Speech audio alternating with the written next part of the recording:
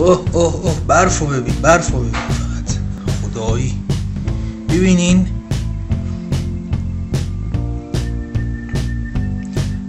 امیر حسین امروز چندمه؟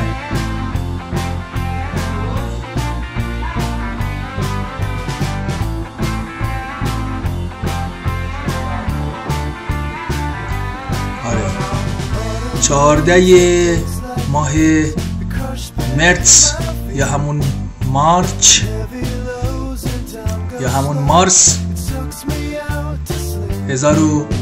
2013 میبینید که نزدیک عید نوروز ایرانه، اما اینجا داره برف میاد.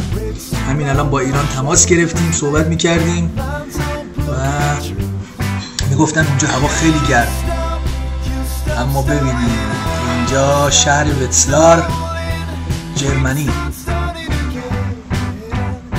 برف داره میاد. حالشو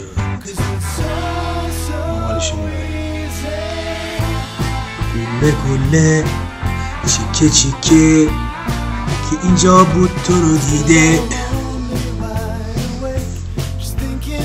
بله بله بریم از این ور حالا اتوبان ببینیم، ماشینایی که میآیند و میروند.